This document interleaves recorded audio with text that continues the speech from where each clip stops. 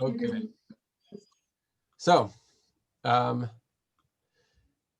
have put everyone on mute just so that the audio quality is better, but I certainly I'm happy for people to shout out questions. So if you have a question or a comment, please feel free to unmute yourself.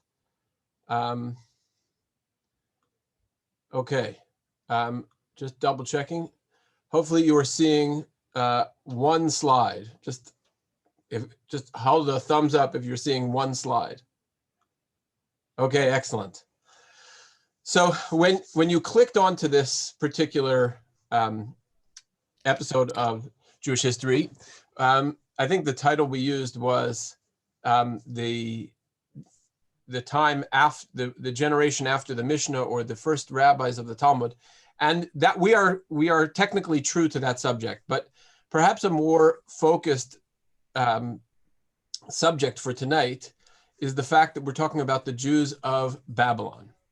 And the reason that this is very relevant is, up until now, we've been talking about the history of the Jewish people in the land of Israel.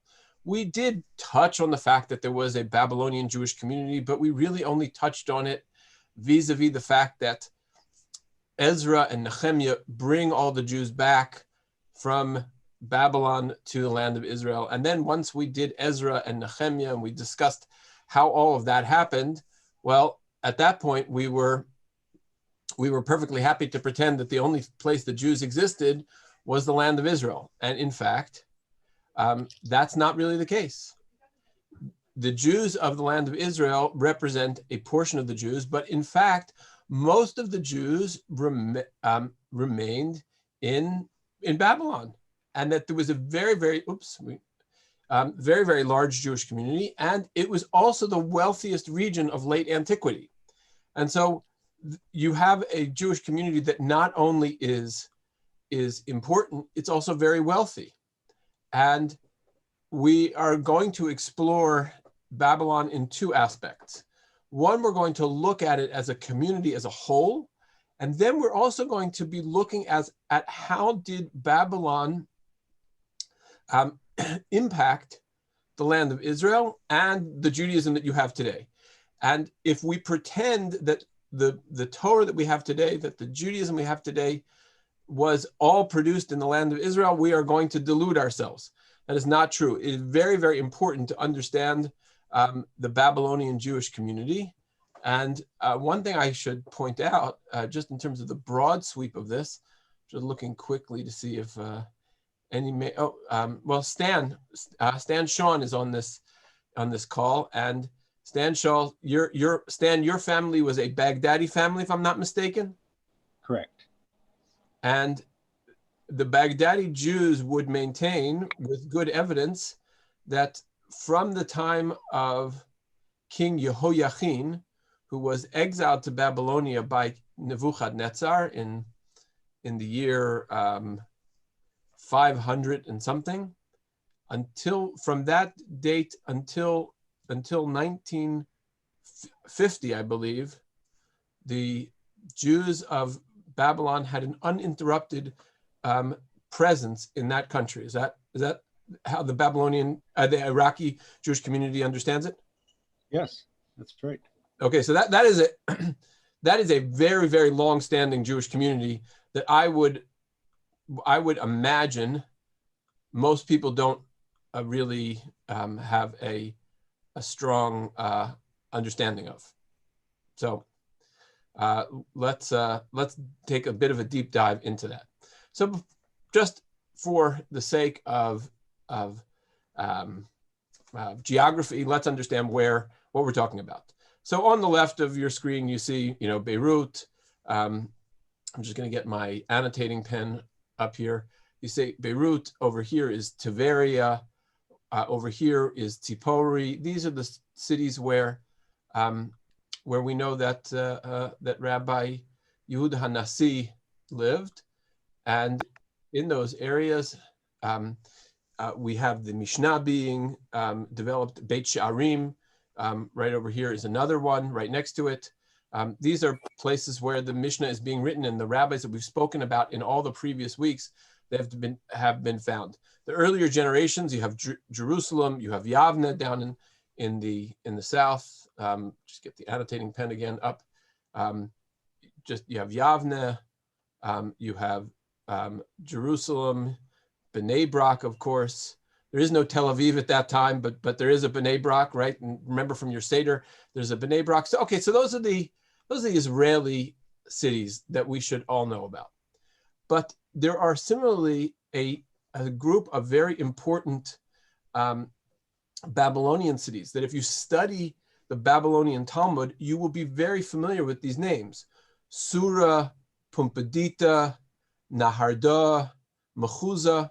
These are names that you see regularly in the Talmud. Tracy Ames, can you back me up on that?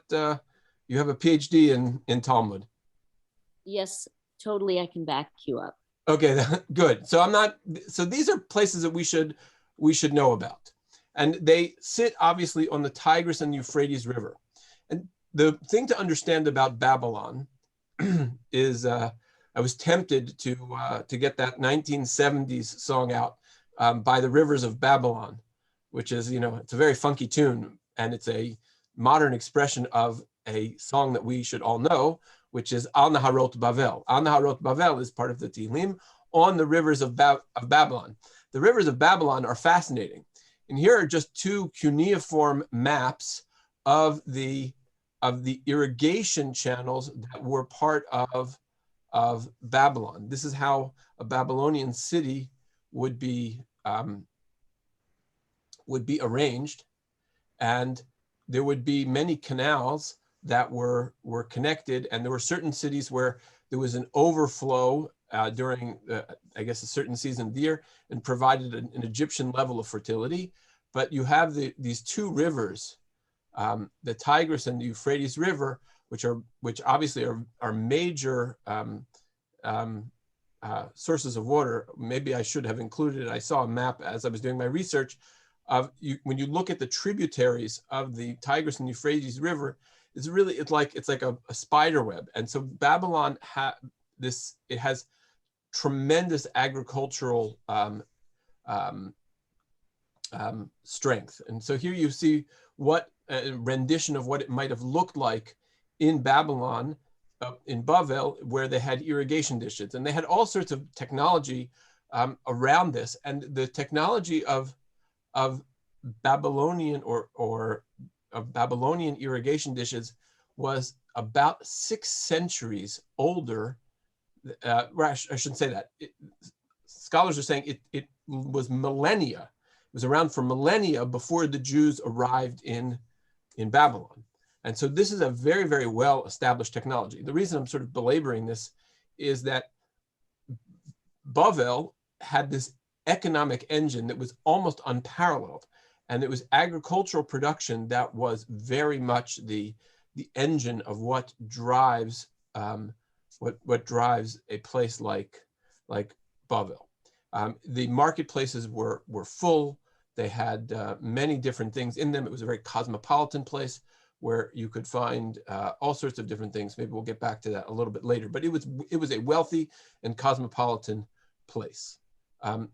It was also a place where you can see that was well fortified. And part of the evidence of the fortification of Babylonian cities actually comes from the Talmud in Baba Batra. The Talmud in Baba Batra has an early discussion about what you can force members of a city to do. And one of the things you can force members of the city to do is to build a wall. And so you see here a watchtower of the late Sasanian period. We'll get to the Sasanian period in just a moment, but just suffice to say, the Sasanian period is the period in which the rabbis of the Talmud, the rabbis of the Babylonian Talmud, are active during the Sasanian period. And so they're now excavating these sites, and we get to see the walls. On the right is the sort of the rendition of what that wall would look like vis-a-vis the canals, how they protected it. Bottom line is, anytime you develop wealth, you also need to hire a security company. They go hand in hand. There's just not too many ways about it. And so that's how this this particular, we get to see this in living action. Part of what I try to do in this class is to be able to give you a visual of what life was like in that time period. Okay, so here is a coin of Ardashir the Unifier, the first king of the Sasanian Empire. And part of what makes this particular empire unique is it revives Zoroastrian religion, and it also provides the Jews a home of comfort. One of the interesting things, I don't know, this is like a pet peeve of mine, places where non-Jews are more religious, Jews tend to be more religious. So you pick a region of the United States, and what region of the United States would you say is the most religious sort of a place? Where is religion worn on its sleeve in the United States? New York. New York. Brooklyn. Yeah, okay, so Utah. you're thinking about Jewish religion. I mean, just Utah. leave the Jews out for a second. Both. The Bible Belt. Yeah, the Bible Belt, right? Utah. So Jews in the Bible Belt are a lot more devout than British Columbia is like the bastion of atheism, right? So we have a real challenge. Jews in British Columbia don't go to shul. My favorite example of this is South Africa. The Afrikaners were very frum, right? So the South African Jews used to go to shul because, of course, everybody's got to go to something, right? There are South African Jews in our community, if I'm not mistaken, who don't read a lick of Hebrew, but went to shul every Friday night because that's what you do in South Africa, right? Unfortunately, in Canada, the Goyim don't go to church, so we don't go to shul. But there is a very interesting parallel between that, and I believe that we'll be able to see perhaps a little bit of evidence of the fact that the Jews of Bavel were able to revive their Judaism because of the renewed religious interests of the Sasanian Empire. Okay, now, this is I was struggled with exactly how to organize this whole piece, but let's talk a little bit about how Jews got to Babylon. Now, this is the letter of Rav Sherirah Gaon.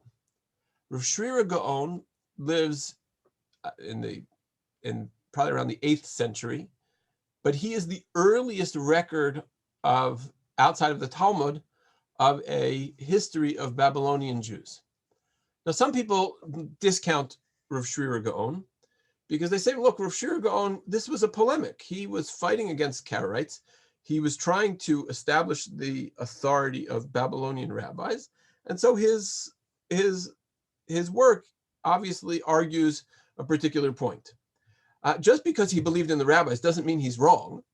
And generally speaking, I think the archaeology and other pieces of evidence strongly support Rav Sherirah Gaon's perspective. And Rav Sherirah Gaon, I think, gives us something very important in terms of the perspective of Babylonian Jewry and the first diaspora. So I am going to read the Hebrew Aramaic. In this, I'm trying to give you my best translation. So we're going to start with this part which is Rabbeinu Hai. Rabbeinu Hai Gaon. Rabbeinu Hai Gaon, this rabbi who was one of the leading rabbis of Babylon, Hishiv b'tshuva, he answered in a response, Shanisha me'et Rabbeinu Aluf HaKadosh Aviv. So his father asked him this question. Kishegala Yichanya im hacheresh ramizgar. So when King Yechonya was the king of Jerusalem, when he was exiled, right, and he was sent away, v'iman nevim shayu imahem, with the various nobility and the prophets that lived at that time. Kishebo l'Naharda, when they came to the Babylonian city of Naharda, banu sham beit knesset. They built there a synagogue. But what's interesting about the synagogue is what they built it from. They built it from me'afar va'avanim shehiviu imahem mimakom beit hamikdash. They brought with them dirt and stones that came from the Beit HaMikdash. Shekein ktiv ki ratzu avadecha et avaneha. Because it says your children are desirous of your stones, vet afara yechananu, right? Those will comfort them. Those will give them bring them kindness. So there was some comfort in the fact that the stones and the dirt of the Beit HaMikdash came with them to Bavel. V'karu la'oto Beit HaKnesset Shaf Yativ. They called that Beit Knesset Shaf Yativ. Shaf Yativ is a little bit of a difficult word to translate. So he tells us, Kolomar hashchina nis'a min mikdash v'shachna bahu makom. It means there the presence of God rested. So what does that mean? It means God used to be with us in Jerusalem. We had a temple, but we're not in the temple anymore. So we took a piece of the temple with us, and we put it down here in the city of Naharda. And guess what? Hashem followed us out there. V'lamo karu shmo shaf. Why did they call it shaf? Because nasam otomakom kedamrinan. Because it came from that place. Boka de atma de shaf miduchtav. The presence of God went from one place and stayed in the new place.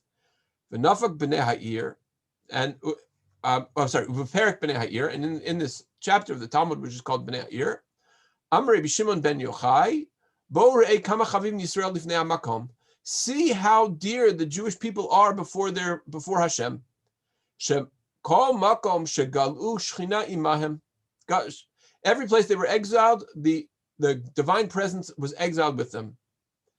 So what this tells us is, I'll ask you, what does this tell you about the self-conception of the community of Bavel? How it sees itself.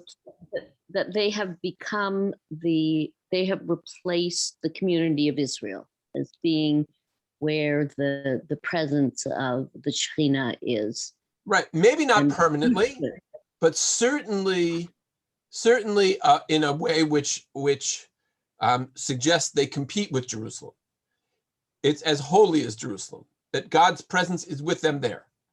And what else does this tell you? This is written in the 8th century, and Yechoniah is 1,300 years before that, and the Rav, who is the community of Babylonia has existed for those 1,300 years. What does it tell you about the self-conception of the community of Babylonia, the Jewish community of Babylonia? They don't need to go back to Israel. Maybe they don't need to go back to Israel. I wouldn't say that completely. I mean, they clearly believe in a messianic redemption. They haven't taken the words Uvenei Yerushalayim Ir HaKodesh out of their benching. They haven't taken the words V'Yerushalayim Ircha B'Rachamim Tashuv out of their Shemona Esrei. They say they believe in a redemptive return to Jerusalem. So it's not a permanent thing, but certainly they have a self-conception of a very old and well-established Jewish community, right? This is an old country. So I think this tells you the Jews of Babylonia took themselves quite seriously in terms of the sanctity of their place. Now, here, this is going to tell you even more about the primacy of Babylonia. So here, this is a Talmud in Masechet Kedushin, and it's almost a piece of Talmud you can't even imagine. So what does the Talmud here say? It says, Amar Rabbi Yehuda, Amar Shmuel. Rabbi Yehuda said in the name of Shmuel, Kol ha'aretzot isa l'Eretz Yisrael. So this, by the way, is more topical than you can imagine. It means that the lineage of all peoples are really muddled. They're garbage. We can't really trust them relative to the land of Israel. So let's just say a good shidduch was declared in the year 218 between a Jew of the land of Israel and a very fine young woman from Ostia Antica in Rome, right? So So you go to the rabbi said, look, I've got to check out how Jewish this person is. We're gonna have to go back because things in Rome, they're not so kosher. They intermarried a lot. We don't really know how Jewish they really are. We're really unsure what's going on there, right? But if you read a nice shidduch from a girl from, let's just say, Bnei Brak. Bnei Brak's a bad example because everyone's going to think today's Bnei Brak. Let's think of a different city. Let's say you read a good shidduch from a girl from, you live in Tiberia and you had a nice girl from Beit She'arim. Fantastic. We don't have to worry. She's a good Jewish girl from Beit She'arim. The land of Israel is great with respect to the question of whose lineage do you really have. But it says, the Eretz Yisrael Isa leBavel. The land of Israel is muddled with respect to Babylonia, meaning the Jews of Babylonia. If you're a good girl from Neharda and you got a shidduch from someone from Tiberia, well, maybe we don't know if the guy from Tiberia is such a good shidduch because maybe his yichus isn't so good. Now you understand why this is very relevant today.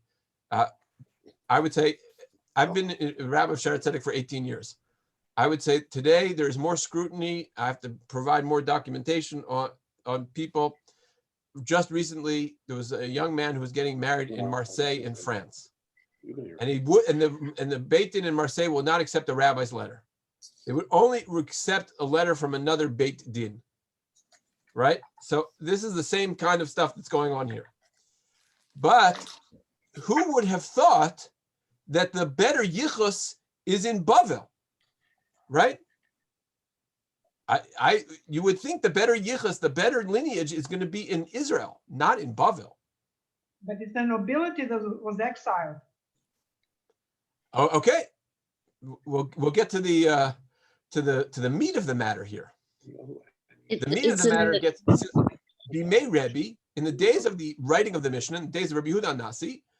Bikshu lasot Bavel Isa Eretz Yisrael. They wanted to flip it around, and they wanted to say, "Oh, you know what? Eretz Yisrael. This is where the Mishnah is being written.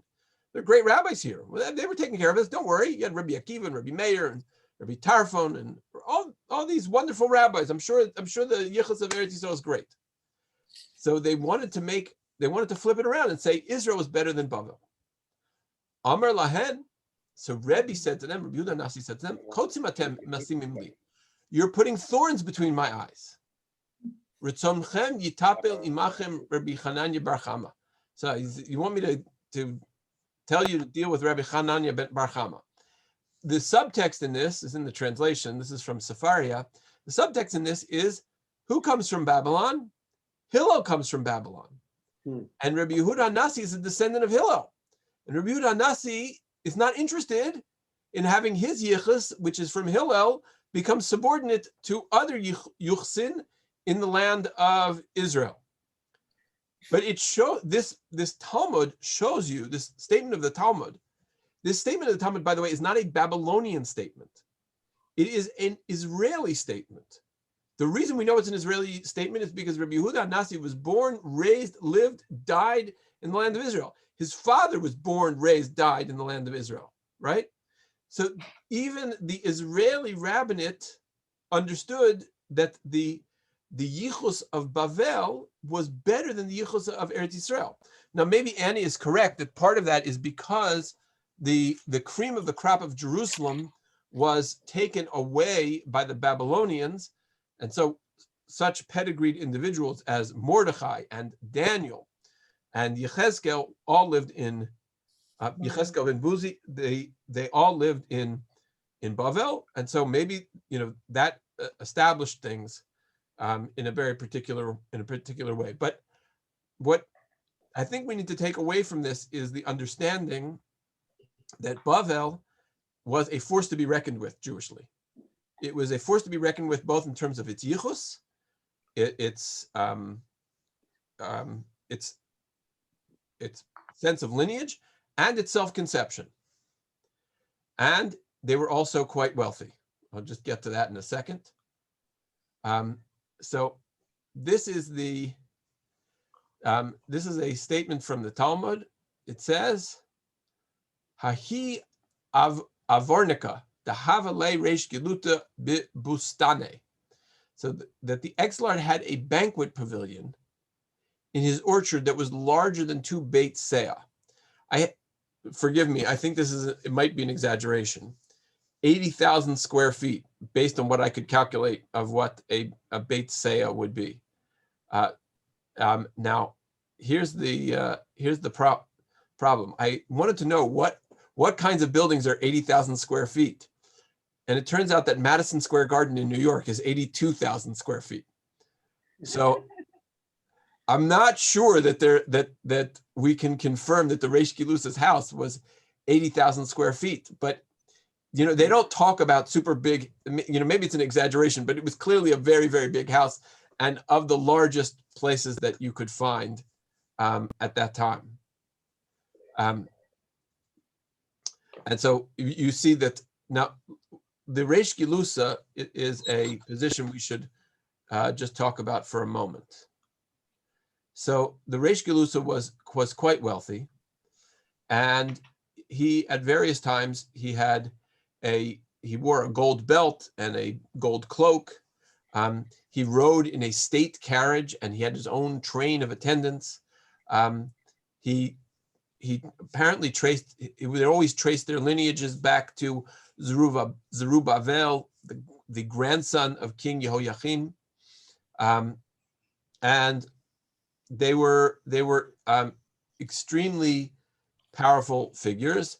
They were fourth in line to the throne of Babylon. Maybe not in the sense of ascension to the throne, but the fourth most powerful figure in the Babylonian political structure. So, and he was a vassal to the Persian crown. So it was a very, very important and powerful position. The Babylonian economy. So I told you we would get back to this a little bit. So they had developed a canal irrigation system for millennia before Jewish settlement. There were daily grain markets in the Harda. In a way, like I imagine that fact speaks to the idea that this is a major trade center. That if every day there was a grain being bought and sold to be taken to different places, it's the sort of the ancient equivalent of Winnipeg and Chicago, and the commodities exchanges that live there. There were also well-known grain markets in other Babylonian cities, and there were also when you read the Talmud, you'll see there's a very wide variety of produce that are mentioned in the Talmud. If you want just a good example of that, the Babylonian Amorah Rav gives you a very wide variety of things to put on your table on Rosh Hashanah, in order to give the signs of the for the new year, right? They're funny sort of because lots of them are plays on words, but it reflects the fact that you could get those things. You could get all of those things in the markets of Naharda. And so there was also a strong cosmopolitan infusion, many international spices that were available. There was a lot of trade with India. And there was also, there are examples, and I really tried to search, but I couldn't spend too much time going down that rabbit hole.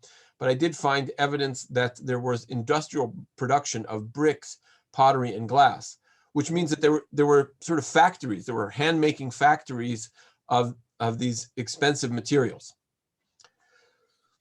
And just, this is an excavation of a Babylonian city called Ver Ardashir, named after the king, the first king of the Sassanite, the Sassanian dynasty. And what's interesting also is if you take these kinds of archaeological finds and you merge them with our knowledge of what goes on in the Talmud, you see that there were very tight alleyways where only animals or pedestrians could go. There are discussions in the Talmud about what happens when somebody carrying a barrel pokes into a beam that's protruding from the wrong place. You get this real picture of a very crowded city that had much commerce in it. And the same thing emerges from these excavations. Okay. Just a couple of little points about some various Jewish communities. So Naharda had a very large Jewish community. It's one of the cities. I'll just go back to the map so you can see that Nahardea is right here, and this is a city where there was also a temple treasury that was used to store temple taxes until they could be moved to Jerusalem. So you see that this community is very organized. It also has obviously a strong connection to the land of Israel, because they're still sending their own personal charity to the land of Israel. Okay, last time one of the suggestions was, Rabbi, this is confusing. We need a timeline. So I have tried to provide that for you a little bit. Of course, I did a bad job because, okay, I put these slides out of order. My apologies. This is I know this is, you're going to say, this, Rabbi, this is not helping. This is not helping. There are too many names on this.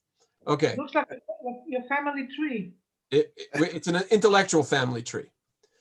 The intellectual family tree is if we start up here with Hillel and Shammai.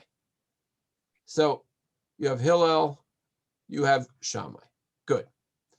Now we're not going to go through every other. We're not going to go through every other rabbi in this period of time, but this is.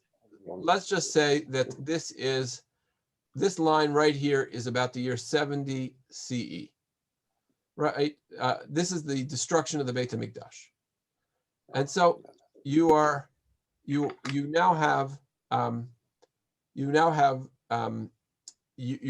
able to see your period of times.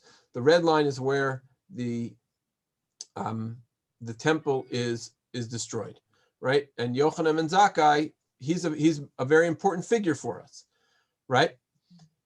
Next time period timestamp I can give you is over here, right? Rabbi Akiva lives around the Bar Kokhba rebellion. That's 135. Okay. So there you have Rabbi Akiva. He's our next important figure. He helps us to anchor ourselves in terms of different things that are happening. Now, obviously this is too big a chart for me to go through everyone, but the next important figure that we spent a lot of time on is Rabbi Yehuda HaNasi. Rabbi Yehuda HaNasi lives the year. He's active from, let's say, 200 to about 218. So we're just going to put 200 to 218 as our timestamp there. Okay, so hopefully this gives you a little bit of a sense of, okay, this is where things are in time. Now, what I want to show you, though, in this is, I'm going to clear my drawings and just, when I create a little animation here, don't get too excited. First is Rabbi Akiva. Then we have Rabbi Yehuda HaNasi. And then we have another figure. This figure is Rabbi, that's Rabbi Shimon ben Rabbi Yehuda HaNasi. We spent some time on him last week because he lives in the generation after Rabbi Yehuda HaNasi. But here is another figure, the purple figure. That's Rabbi Chia. Rabbi Chia is important because Rabbi Chia, he is the most important figure in the generation after the Mishnah is built. And Rabbi Chia, can anyone guess where Rabbi Chia comes from? As a nation and as well as a, yeah. Rabbi Chia comes from Babylon. Wonderful. He's a Babylonian. And I forgot to make this, let me just go back one build if I can. Oh, no, sorry. I did a bad job because I guess I didn't do my animation properly, because I should have made this non-opaque. But this is an Amorah whose name is Rav. Oh. He's called Rav. his real name is Abba Aricha, but he's always referred to as Rav. In the Talmud, pretty much standardly, he's referred to as Rav. That means right. Why am I giving you this? Because I want you to be able to timestamp a little bit. I want you to be able to appreciate that we are right now, I'm going to take a year that just sort of puts us, it's around the year 220. These rabbis live at 220. They're the generation after Rabbi Yehuda HaNasi, and we have the introduction of two important Babylonians. Rabbi Chia, who stays in the land of Israel, and we have another Babylonian whose name is Rav, but he goes the other direction. He's going to go to Babylon. Now, hopefully I've got my builds in the right order. Here we go. Clear my drawings. Okay, here we are. Rav, in this next chart, the first chart that I showed you, those are the rabbis of the Mishnah largely. That first chart, the great chart that was very nicely printed, those are the rabbis of the Mishnah, right? It went from Hillel, somewhere around the year 0, to the year 220. It was about a 200-year span, the rabbis who are more or less the voices of the Mishnah. This, as you can see, is the rabbis of the Talmud. And whereas Rav sort of lived in that last generation of the Mishnah, he is the first generation of the Talmud rabbis. And he's called, you can see on this chart, he is referred to, Rav is also called, his name is Rabbi Abba Aricha. And he lives in the Babylonian city of Sura. And he was a student of Rabbi Yehuda HaNasi. And again, we're going to timestamp him around the year 220 right now. And we're going to, for the next couple moments, we're going to follow the life of Rav in Babylon. He's going to be our tour guide, if you will, to Babylon and what's happening in Babylon. So Rav, one of his jobs, and when he gets there, he's a very impressive rabbi. He's very learned. He knows all the halachot. So it says, Rav Abba Aricha or Aricha was appointed as the market watchdog by the Exilarch. Okay, what does that mean?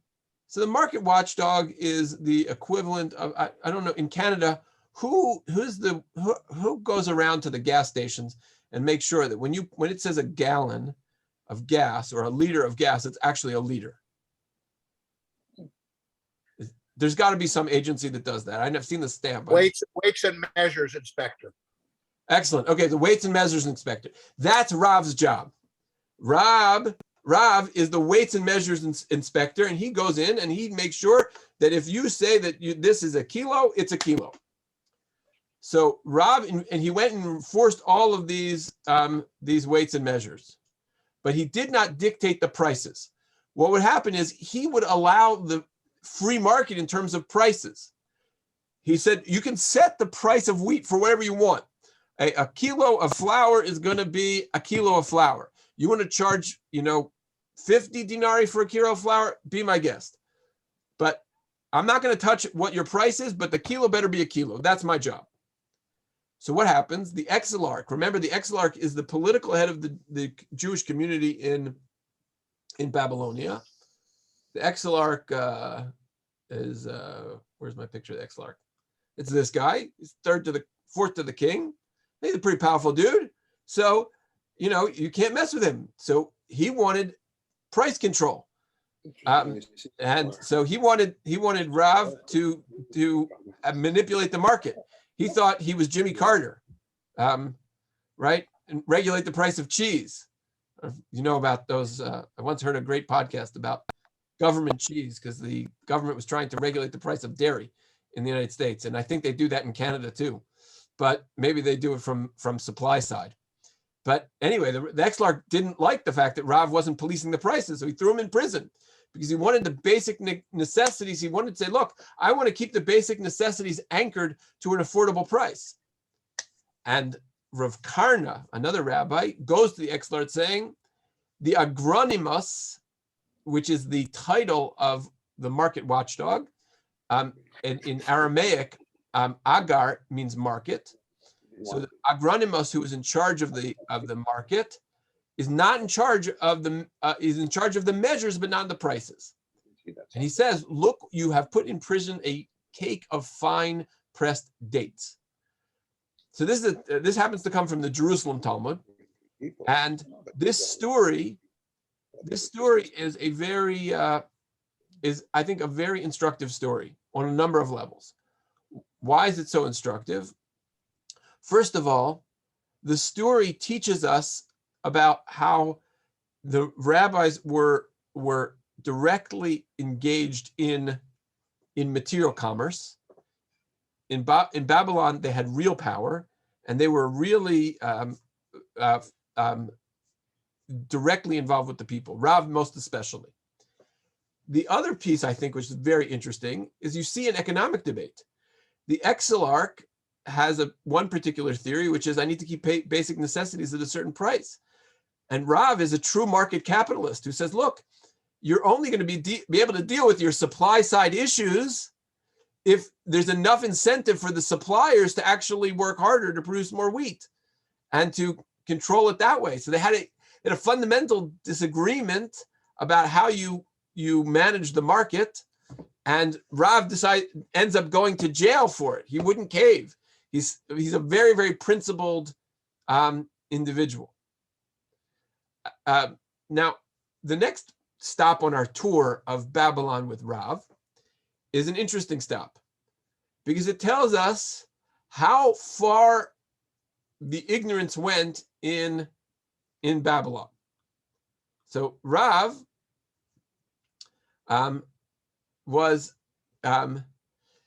he was one day, the Talmud says, Rav bik'am matzav gadarba. Rav found an open valley and created a fence there. This has nothing to do with actual fencing. This has to do with Jewish law. And Rav invents new aspects of the law. The aspect of the law that's actually being dealt with here is the kashrut of an udder. I am almost 50 years old. In my entire life, my mother never came home and said, guys, for dinner, I'm cooking the udder of the cow. And there's a reason for that. But I can tell you in the Shulchan Aruch, and I had to study it for rabbinical certification, there's a whole discussion about how you can kosher and eat the udder. And it's very complicated. And the problem is that the udder is obviously full of milk. And so you have a whole challenge with how you do the milk and meat. So Rav was very stringent about putting additional safeguards about how people should cook the udder. That's where he created a fence. But that's not what interests us. What interests us is the reason he made this. Because he went into Babylon, he says, he had this unguarded valley. And what was it that inspired him to make this extra law about the udder? Because he saw that Jews were not careful about the prohibition of meat cooked in milk. And it says when Rav arrived in Talfush, he heard a certain woman saying to another, how much milk does it require to cook a quarter weight of meat? So let's imagine you're walking in Amnitsky and somebody asks Epi and says, how much milk should I put in the stew to soften up the chuck roast? Right? That's what that was. So it's like the rabbi walked into Amnitsky. Here's this woman saying, how much milk should I put into the stew? And Rav is like, what's going on here? These people know nothing. Like everybody knows that Jews don't eat meat and milk. How is it the Jews of Babylonia don't know this? So Rav realized he had a lot of work to do. And so the first thing that Rav does is he founds an academy in Surah. And you can see where Surah is on the map. And the academy lasts for 8 centuries. That is very impressive, right? The Harvard is not 8 centuries old. Oxford, I don't know how old Oxford is. I think even the oldest university in Europe is the University of Bologna. That may be 8 centuries old. That may have a span of 8 centuries because It was invented to protect the city-states against the attempts of the Holy Roman Emperor to seize power. And so it was sort of an attempt to create history professors and law professors who could say that you have no right to do this. So that might be 800 years old. But the idea that there's a yeshiva that was 800 years old that was founded by Rav, that's an impressive feat. And we can see from some of the things that Rav does that he is a master of community building. First of all, he starts something called the Yarchei Kala.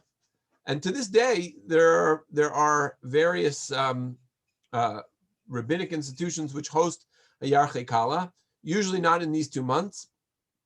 But what that meant was that Rav told people there are 2 months of the year. I want you to come, and we'll have a month of lectures. And they were in the months of Adar, the month before Pesach, and the month of Elul, the month before Rosh Hashanah. And these public lectures were very intense.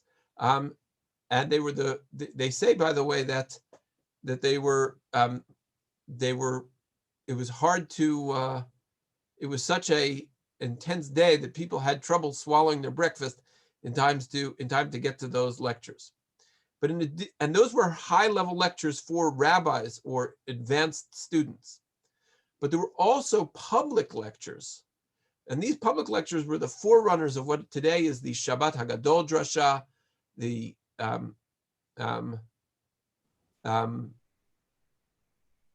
they are the drashot that the rabbis give before Pesach and before Yom Kippur on either the subject of Pesach or the subject of Teshuvah. But Rav wanted to make sure that the multitude got a very good education, and they were sufficiently instructed in all of the holidays. And so what's interesting about Rav is that he is able to deliver strong education for both advanced students and the multitude at the same time. There are very few people who are really good at that. And so Rav is really very interesting in that way. Catching up on the chat, I love this.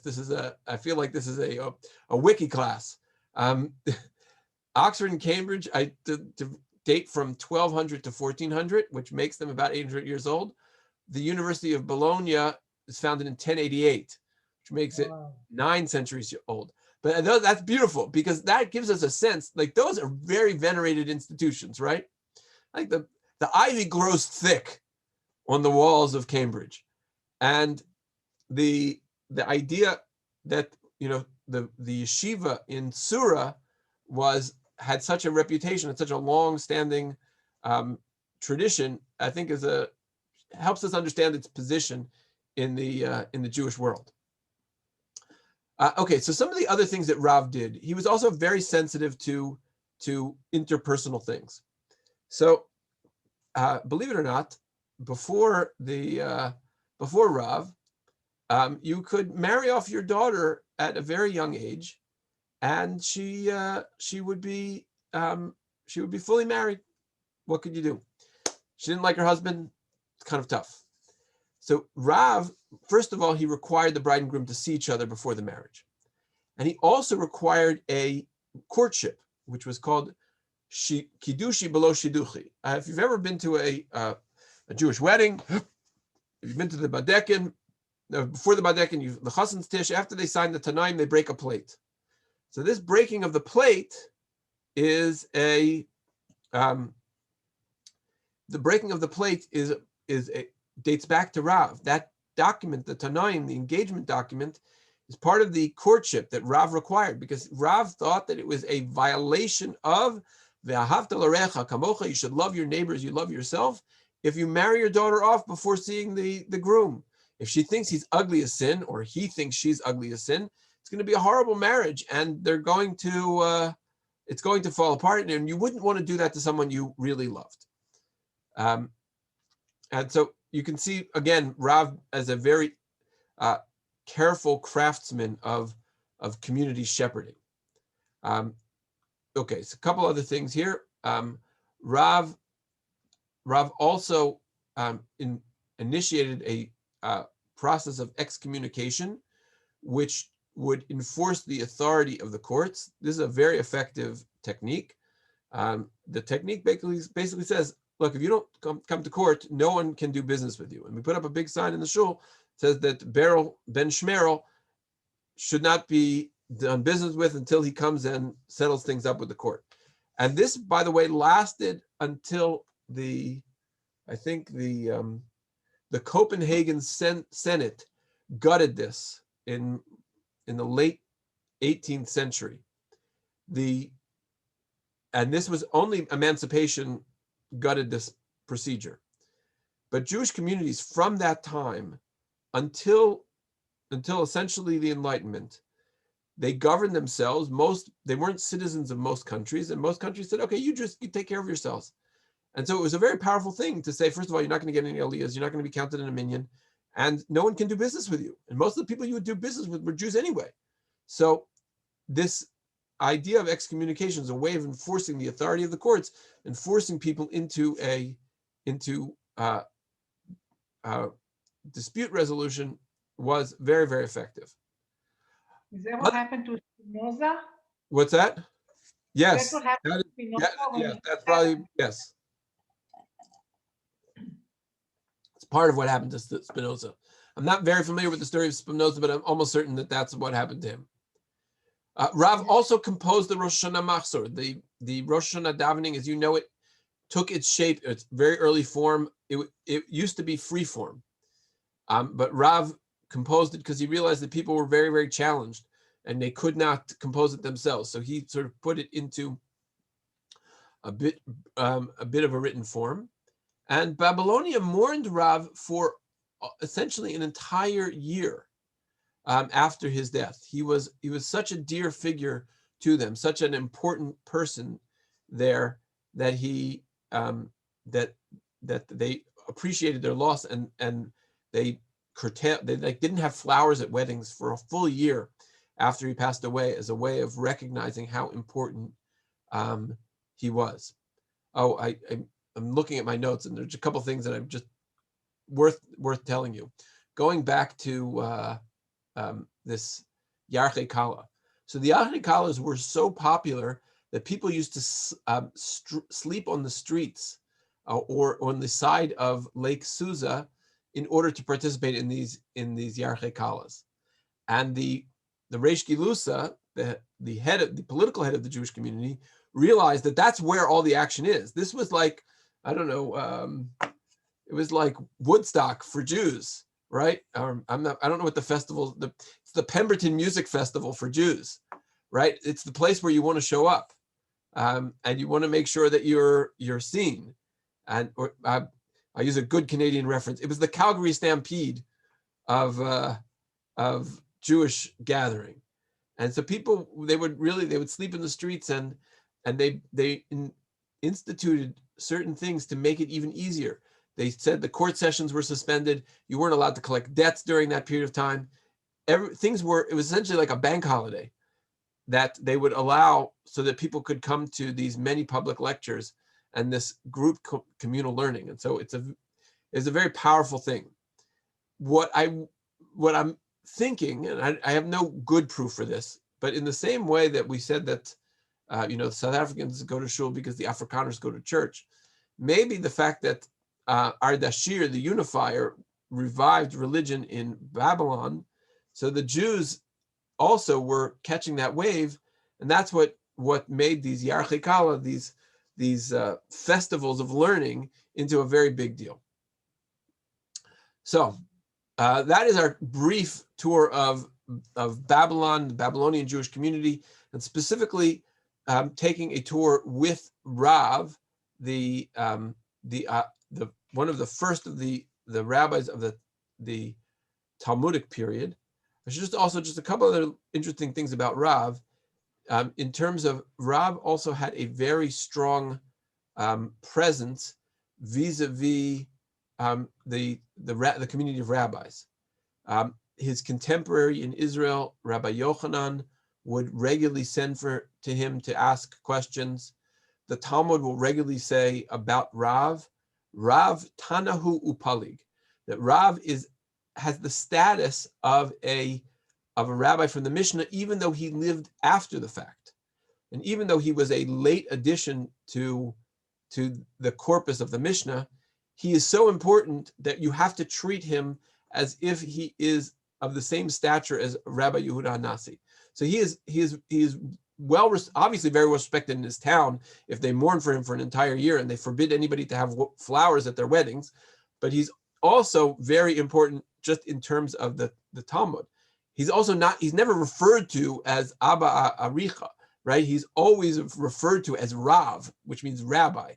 So the same status that Rabbi Yehuda Hanassi, who's always called Rebbe, our teacher, my teacher.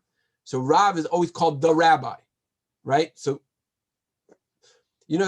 the best performers only have one name: Beyonce, Madonna, Prince. You know what I'm talking about, right? So the best rabbis, you're always, if you have like a very short name, Hillel, Shammai, Rebbe, or Rav, you're sort of in the stratosphere of you're in the Rabbinic Hall of Fame, and Rav certainly is going to belong there. Okay, so that was a lot of talking, and I will open up for any questions or comments, thoughts.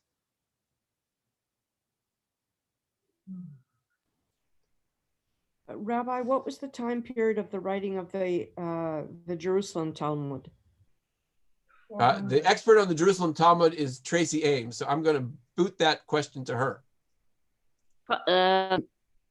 3rd to 5th century at the latest. Could have been finished sometime in the 4th century. Okay, there you have it. It's always good to have a resident expert on the call. That's awesome. So, okay, hopefully I did a better job of... I have a question. Sure. The thing from the Kedushin was in the Bavli when it talked about the lineage of comparing Babel and Israel, and it mentioned Yehuda Hanassi, right? Was that who it was? Yes. Mm-hmm. So, but does that passage appear in the Talmud Yerushalmi or just in the Bavli? I'm going to have to take that question as homework. Good question. So if it just appeared in the Bavli, scholars think that it could be that there were some passages in the Bavli that discussed earlier rabbis, and they were pseudo-epigraphical tales about them. So it doesn't necessarily mean that it was from Yehuda Hanassi. Okay, so if I may, Tracy, I'm going to broaden that for people who may have there's a great debate about the stories about rabbis in the Talmud. There are two schools of thought. One school of thought is that the stories about rabbis in the Talmud give you solid historical details. There is another school of thought entirely, which is you cannot do any history from Talmudic statements. You need to read the stories of about the rabbis as ways of teaching moral lessons. They're important stories, but they're important stories in the same way that that a certain fables or certain morality plays would be instructive. But don't really think that when you hear a story about Rebbe Yochanan and Reish Lakish and how Rebbe Reish Lakish jumped into the river thinking that Rebbe Yochanan was a woman and then had a whole sort of epiphany in the water. Don't think that really happened. It's really a little bit more about what you can learn about the relationship between Rebbe Yochanan and Reish Lakish. Don't get too excited about that as a historical event. And I'm sure there are many people who have sort of a blended version, and there are certain times when they will take it as historical, other times they'll take it as more allegorical. And I think what Tracy is saying is that there's some scholars who are going to say, look, if this is a story that Rebbe said, don't try and do this because I'm trying to protect my lineage from Hillel, that might not be 100% true, and it's worth well, I shouldn't say it may not be 100% historical. Let's use that term. It's not 100% historical, and it's worth seeing if the Jerusalem Talmud or any other rabbinic text might have a different version of that. So I did not do, unfortunately, I don't have academic level time to put into these lectures. And that is a fantastic question, which I hope to take as my homework.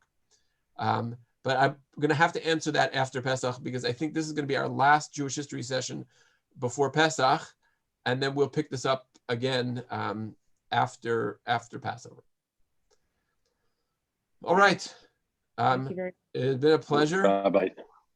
All right. Thank you so much, Rabbi. And I want to thank everyone else for joining too. I mean, 35 people to join in this discussion is a blessing. So it's a testament to our Kehillah and also your teaching.